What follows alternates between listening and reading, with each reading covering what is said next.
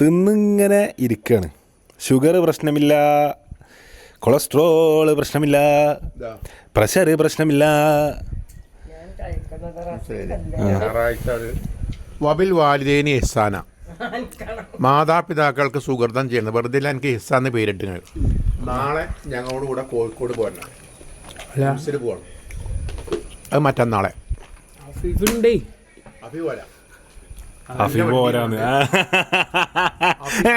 ആരംഭത്തിൽ അപമാനം. അഫീബ് പോരാന്ന് പറഞ്ഞു. പോരാന്നല്ല, എന്റെ കുട്ടി കഴിച്ചിട്ടേ ബാക്കിയുള്ളൂ. കുട്ടി എന്ത് സ്നേഹമാണ് പറഞ്ഞ. അല്ല വേർന്നു കേട്ടോ. പിന്നെ എനിക്ക് പറയാനുള്ളത് വെച്ചാൽ ഇപ്പാൻ്റെ കുട്ടിയെ എവിടെയെങ്കിലും സ്ഥാനത്തിൽ കൊളുത്തണം, മീൻ കൊത്തണ പോലെ. ഇങ്ങനെ അങ്ങില്ലാ പൊങ്ങായി നടക്കല്ലേ, മനസ്സിലല്ലേ? എന്ത് ഇതിലായാലും അല്ല. അപ്പം +2 കഴിഞ്ഞ് ഞാനൊന്നും കമ്പൽ ചെയ്യണില്ല. ഇപ്പം എന്നെന്താണ് ഒരു റൂട്ടിലാക്കി തന്നിക്കണ്. ടേണിംഗ് പോയിന്റ് കഴിഞ്ഞിട്ടില്ല. ഇനി ഞാൻ യു മേ ഡിസൈഡ് എന്നെ വഴി തിരിച്ചു വിടുകയാണ്. സയൻസ് ഗ്രൂപ്പിൽ ഞാൻ കുറച്ച് കമ്പൽ എഴുതിയിരുന്നു, എനിക്ക് ഇടങ്ങാറാണെങ്കിലും. പക്ഷേ എന്താണ് അത് ഇനി ആ ഒരു ഇതുകൊണ്ട് എനിക്ക് സയൻസ് ഗ്രൂപ്പ് ഇല്ലാത്തത് കൊണ്ട് അല്ല, സയൻസ് ഗ്രൂപ്പ് എടുക്കാത്തത് കൊണ്ട്, അതായത് ഹ്യൂമാനിറ്റീസ് എടുത്തതുകൊണ്ട് എനിക്ക് ആ കോഴ്സിന് ചേരാൻ പറ്റിയില്ല എന്ന ഒരു പരിഭവം ഉണ്ടാവരുത്. അത്രേ ഉള്ളൂ. വ്യഗ്രത വരരുത്. അല്ല, ഒരിക്കലും ഡോക്ടറോ എഞ്ചിനീയറോ ആവണം എന്ന് വിചാരിച്ചിട്ടല്ല എന്ത് സയൻസ് ഗ്രൂപ്പ് എടുത്തത്. ഇല്ലല്ല, അങ്ങനൊന്നും ഞാൻ പറഞ്ഞില്ല. എനിക്ക് ആഗ്രഹമില്ല. നല്ലൊരു മനുഷ്യ ഹൃദയം വേണം, മനസ്സിലായില്ലേ? അതിൻ്റെ കൂട്ടത്തിൽ എല്ലാ ജോലിയും മാന്യത ഉള്ളതാണ്. ഏതൊരു ജോലിക്കും അതിൻ്റെതായ മാന്യത ഉണ്ട്. ആ ജോലിയിൽ നമ്മൾ ഇടപെടുമ്പം ആ മാന്യത കീപ്പ് ചെയ്യുന്നുള്ളൂ. അത്രേ ഉള്ളൂ. അതിന് എന്താണെങ്കിലും, അത് ബസ് ഡ്രൈവർ ആണെങ്കിലും കണ്ടക്ടർ ആണെങ്കിലും ചെക്കർ ആണെങ്കിലും ക്ലീനർ ആണെങ്കിലും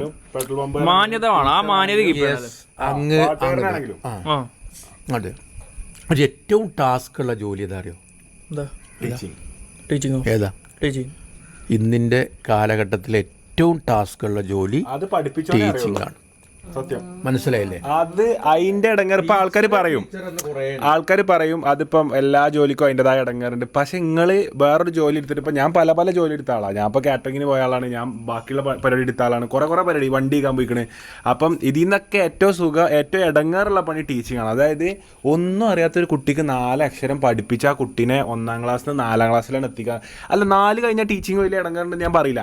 ആദ്യ പാഠങ്ങൾ പഠിച്ചു കഴിഞ്ഞാൽ ടീച്ചിങ് വലിയ സംഭവം ഇടങ്ങേറും കാര്യങ്ങളും. പക്ഷെങ്കിൽ സ്വന്തം പേര് പോലും എഴുതാൻ അറിയാത്ത കുട്ടിക്ക് ക്യാപിറ്റൽ ലെറ്ററും സ്മോൾ ലെറ്ററും അക്ഷരം പറഞ്ഞു കൊടുത്തിട്ട് തറക്കല്ലിടുന്ന പരിപാടിയാണ്. ഫൗണ്ടേഷൻ ബിൽഡിംഗ് ആണ് ടീച്ചിങ്. അതിൽ സത്യം തന്നെയാണ് നമ്മുടെ സിസ്റ്റത്തിലും വളരെ പാളിച്ചാണത്. ഏറ്റവും കൂടുതൽ ശമ്പളം കൊടുക്കുന്നത് എൻ്റെ ഒരു അഭിപ്രായത്തിൽ ഇത്രയും കാലത്തെ എക്സ്പീരിയൻസിൽ പ്രൈമറി ടീച്ചേഴ്സിനാണ്. KG primary. കാരണം അവരാണ് ഇത് ബിൽഡ് ചെയ്തുകൊണ്ട് ഫൗണ്ടേഷൻ ഇടുന്നത്. തറ കെട്ടി അതിൻ്റെ മുകളിൽ ആസ്പെറ്റസും പട്ടയും കവുങ്ങും സത്യമാണ് ടാർപോളിനൊക്കെ വലിച്ചിട്ട് സുഖമാണ്. അതുകൊണ്ട് തന്നെ പുറം നാടുകളിലൊക്കെ ഏറ്റവും കൂടുതൽ ശമ്പളം വാങ്ങുന്നത് പ്രൈമറി. അന്തണ്ട് നമ്മളെ ആൾക്കാർക്ക് ഏതോ അന്തം കമ്മി ആളാണ് ഈ തീരുമാനം എടുത്തിട്ട് ഇങ്ങനെ പോയത്. ഒരു പണിയില്ലാത്ത, ഞാൻ ഒന്നുണ്ടായിട്ട് പറയില്ല, ഫുൾ സപ്പോർട്ട് ഔട്ട് ഈ വ്ളോഗിന്. കോളേജ് തലത്തിലുള്ള വെറുതെ വന്ന് ലെക്ചറിങ് നടത്തി പോയി പുസ്തകങ്ങളായിട്ട് ദാറ്റ് ഈസ് പറഞ്ഞ് പോകുന്ന ആൾക്ക് എന്ത് ചെയ്യാണ് വലിയ ശമ്പളം. ഇവിടെ ഇടങ്ങേറായി വിയർത്തൊലിച്ച് നെറ്റിയിലെ വിയർപ്പ് അവിടെ ഇവിടെയും പിന്നെ വീശി എറിഞ്ഞ് ടവല് കൊണ്ടുപോകണം.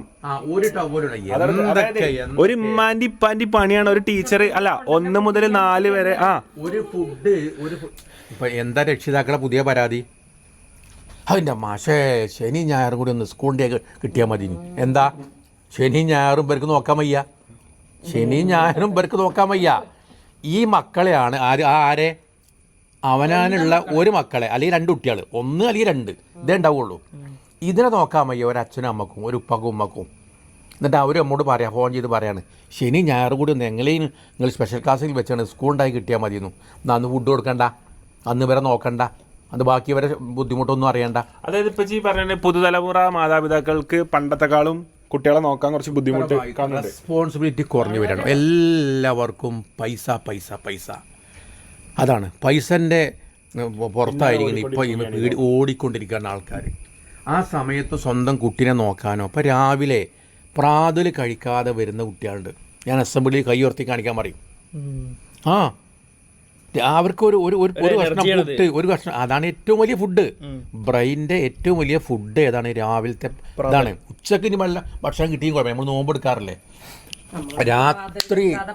രാത്രി ഫുഡ് ഇതില്ല. അപ്പോൾ എങ്കിൽ ഇവിടെ എന്തെങ്കിലും ആയിട്ട് അപ്പോൾ ഞാൻ പറയലാണ്, എന്താ വെച്ചാൽ കുട്ടികളോട് പറയലാണ്, ആരെങ്കിലും ഉണ്ടെങ്കിൽ എന്നോടൊന്ന് റിപ്പോർട്ട് ചെയ്യണം, അല്ലെങ്കിൽ ക്ലാസ് ടീച്ചറോട് റിപ്പോർട്ട് ചെയ്യണം.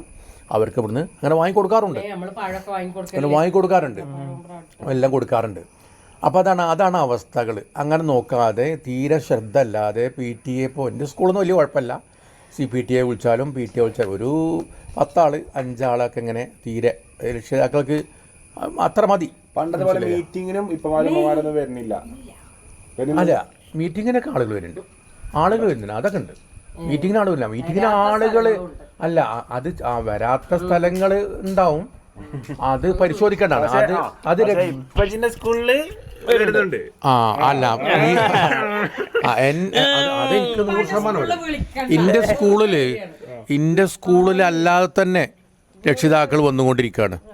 മറ്റു പല സന്ദർഭങ്ങളിലായിട്ടും അവരെ കാര്യം, അതായത് വിജയങ്ങൾ, കലോത്സവ വിജയം, മറ്റേ സ്പോർട്സ് വിജയം, സ്കൂളിൽ കണ്ട് പ്രശസ്തിന്റെ കൊടുമുടിയിലേറിയിട്ട് രക്ഷിതാക്കൾക്ക് വന്നുകൊണ്ടിരിക്കേണ്ടി. അല്ല, അങ്ങനെയല്ല. നമ്മൾ വെച്ചാൽ സ്കൂളിൽ ഞാൻ പുതിയൊരു വിപ്ലവമൊന്നും ഞാൻ സൃഷ്ടിക്കുന്നില്ല.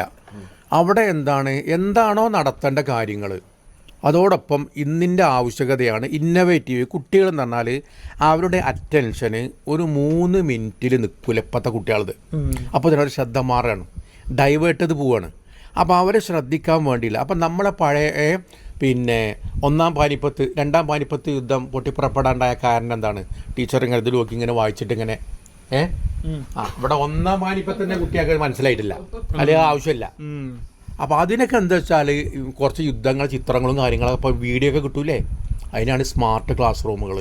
അതിലേക്ക് കൊണ്ടുവന്നിട്ട് അങ്ങനെ ഒരു അന്തരീക്ഷമൊക്കെ ഉണ്ടാക്കിയിട്ട്, അല്ലെങ്കിൽ മറ്റെന്തെങ്കിലും ഒരു പത്രവായനൊക്കെ, ഒരു പത്രത്തിൽ വന്നൊരു ആർക്കതൊക്കെ പറഞ്ഞു കൊടുക്കണം.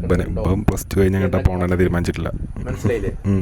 മനസ്സിലായി. ഇങ്ങനെയൊക്കെയാണ് ചെയ്യേണ്ടത്. അപ്പോൾ അതിന് വേണ്ടിയിട്ട് കുട്ടികളെ താല്പര്യം എടുക്കാൻ വേണ്ടിയിട്ട്, താല്പര്യം ഉണ്ടാക്കാൻ വേണ്ടിയിട്ട് നമ്മൾ എന്ത് ചെയ്യുന്നറിയോ, അവർക്ക് പുതിയ പദ്ധതികളാണ്. ഇപ്പോൾ ഫിഫയുമായി ബന്ധപ്പെട്ട് ഇപ്പം എൻ്റെ സ്കൂൾ നടന്ന ഒരു ഫിഫ പുനരുദ്ധാരണ പദ്ധതി പിന്നെ ഡിവിഷൻ തലത്തിൽ, ഓരോ ഡിവിഷൻ തലത്തിൽ മാച്ച് ഉണ്ട്.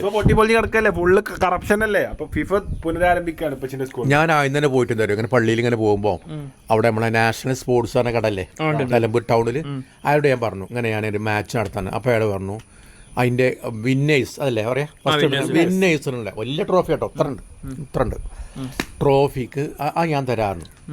അപ്പോൾ അയാളുടെ ചോദിച്ചിട്ടോ, നല്ല മമ്പാട്ടാനാണ്, അയാളുടെ ചോദിച്ചു 2-ാം സ്ഥാനോ അയാൾ പറഞ്ഞു ഞാൻ തരാറ്. എന്താ പറയുക, റണ്ണറോ അതിനും ഞാൻ തരാറ്. അതും ഏകദേശം വലിപ്പമുണ്ട്. അങ്ങനെ ഏറ്റവും നല്ല ട്രോഫികൾ വരെ വെറുതെ കൊടുക്കണേ, വെറുതെ അതിന് വില ഉള്ളതാണ്, നല്ല വില പിടിപ്പുള്ളതാണ്. അത് മുന്നിൽ കൊണ്ടുപോയി വെച്ചിട്ട് കുട്ടികളോട് പറയാണ് ഇനി ഇതിൻ്റെ അടിസ്ഥാനത്തിലാണ് മാച്ച് നടക്കുന്നത്. അപ്പോൾ അവരോട് അതല്ലാതെ അവരോട് നമ്മളെ ഇങ്ങനെ സാധനം എന്ത് ചെയ്യുന്നറിയോ, ഈ പിന്നെ ഫുട്ബോൾ കളിക്കുന്ന ആൾക്കാർ ബീഡി ബിസിസർ പോലും മരിക്കൂല. എന്താ കാര്യം? കിതക്കും അല്ലേ, കിതപ്പ് വരും, അവർക്ക് ഓടാൻ കഴിയില്ല. മറ്റുള്ള ഇപ്പം ഇന്നലെയൊക്കെ എന്താ യമാലല്ല എംബപ്പൊക്കെ ഓടിയത്, എംബപ്പ് ഓടിക്കാണ്ടാണ് ആ ഗോള് മറ്റേ മെസ്സിനെക്കാട്ടും കൂടുതൽ 2 ഗോൾ അധികമായില്ലപ്പോൾ എന്ന പോലെ തന്നെ ഇന്നിപ്പോ ഞാൻ ഓട്ടം തന്നെയാണ്, ഓട്ടം വളരെ പ്രധാനമാണ്. മെസ്സി ചെറിയ സിഗരറ്റ് വലിയ കണ്ടിപ്പാ. അല്ല ഞാൻ പറഞ്ഞേ, ഒരു ഫുട്ബോളിൽ എടുക്കണമെങ്കിൽ ഇന്നിപ്പോ അവധി അതുകൊണ്ട് എത്ര പറയണം കേട്ടോ, ഒരു ഫുട്ബോളിൽ കിട്ടില്ല. അതും പറയാണ്ട് എനിക്ക് കംപ്ലൈന്റ് പറയാണ്ട് എനിക്ക്. അല്ല, എൻ്റെ പ്രേക്ഷകർ ഇന്നെ സ്നേഹിക്കുന്ന ഇപ്പച്ചിയോടെ വരട്ടെ എന്നൊക്കെ പറഞ്ഞ ആൾക്കാർ പോലെ ആകെ നല്ല ഉണ്ട്. അത് കമന്റ്സ് ബോക്സിൽ ഇങ്ങനെ കണ്ടാൽ ഞാൻ ഓർക്ക് മറുപടി ഒക്കെ ഇടാറുണ്ട്, ഹായ് എന്നൊക്കെ പറഞ്ഞാണ്ട്. അപ്പൊ അതുകൊണ്ട് പിന്നെ എന്താ മുട്ടി കുത്തിരിക്കണേ, നമ്മളെ വിഷയം എന്തായിരുന്നു? ഒരു ഫുട്ബോളിൽ എടുക്കണമെങ്കിൽ, ഒരു കോച്ച് എടുക്കണമെങ്കിൽ, ഒരു കോച്ച് എടുക്കണമെങ്കിൽ എന്തൊക്കെ മാനദണ്ഡമാണോ ഒന്ന് പറഞ്ഞ? സിസർ അങ്ങനെയല്ല, അത് പിന്നെ എടുത്തു കഴിഞ്ഞാലാണ് എടുത്തു കഴിഞ്ഞാൽ പിന്നെ അല്ല പ്ലേയേഴ്സിന് അത്രേ ഉള്ളൂ ഞങ്ങളെ ബുദ്ധി. സ്പീഡ് ഓട്ടം വേണ്ടേ, സ്പീഡ്. പിന്നെ രണ്ടാമത്തൊന്നും ചാട്ടം വേണം. സ്റ്റാമിന എന്ന് പറഞ്ഞാൽ അതെങ്ങനെ പറഞ്ഞു കൊടുക്കുക? സ്റ്റാമിന പറഞ്ഞാല് എത്ര ഓടിയാലും അതന്നെയാണ് കഥക്കായിരിക്കണം. വേറൊന്ന് പറയും, ബോഡി ഡിസിപ്ലിൻഡ്. ഒരു പറഞ്ഞ കറക്റ്റാണ്, ഡിസിപ്ലിൻ വേണം കേട്ടോ. അല്ലെ എല്ലാരും മറ്റേ സൈനുദ്ദീൻ സിദാനല്ലേ ഒരു സിനദിനല്ല സൈനുദ്ദീൻ എന്നാണ് അയാളെ പേര്. അത് അറബിയിൽ എഴുതിങ്ങാണ്ട് എങ്ങനെ സൈനുദ്ദീൻ എന്നാണ്. അയാൾ ഇവിടെ ചേമ്പ്രപ്പടിന്നാണ് പോയതാണ്. മഞ്ചേരി ചരണി. അത് മരണി ചരണി കേട്ടല്ല, ഇനി വേറൊന്ന് ഞാനൊന്ന് പറയട്ടെ. ഇപ്പോ കളിക്കാരന്റെ പേരെന്താ? യമീൻ യമാൽ. എന്താ? ലക്ഷ്മി അമ്മാള. അമീൻ ജമാൽ എന്നാണ്. അമീൻ ജമാൽ. അമീൻ വിശ്വസ്തൻ, ജമാൽ ഭംഗിയുള്ളവൻ. ഞാൻ എന്റെ പേര് പറഞ്ഞില്ല, സിദ്ദീഖ് ഹസൻ. സത്യവാനായ സുന്ദര ഹാൻസം പേഴ്സൺ. തന്നെ അതാണ്. എന്താണ് അയാളുടെ പേര്? 10 പേര് പുതിയ പേര് ലമീൻ യമാനായത്. ഒന്ന് അടിച്ചു നോക്കി അയാളെ ശരിക്കും പേരെന്താ? അല്ല, വെറുതെ പറയാം. ഇപ്പൊ ചിലപ്പോ അതിന്റെ ആ നെയിമിനെ മാച്ച് ആയിട്ടുള്ള അറബിക് നെയിം പറഞ്ഞതാവും. അല്ല, ഈ യമാലിന്റെ പേര് എവിടെ നിന്നാണ് വന്നത് നോക്ക്. ഫ്രം യമീലിനെ. ഒന്ന് അടിക്കട്ടോ അവനിട്ടോ. ഇങ്ങനെ ബാക്കി പറയാം. അപ്പോൾ അവനുള്ള ക്വാളിറ്റി ഒന്ന് കണ്ട എന്താണ്? അവന്റെ സ്പീഡാണ്. ഭയങ്കര ഫാസ്റ്റാണ്. കാരണം അത് ഓടിയെത്താണ്. Arabic roots. Yamal is a variant of Arabic name Jamal. നമ്മളെ വെറുതെ പറഞ്ഞിട്ടേ, നമ്മളെ വായിക്കുന്ന ആളാണ്. മനസ്സിലായില്ലേ? വിജ്ഞാനം വിവരമുണ്ട്. എനിക്കറിയോ?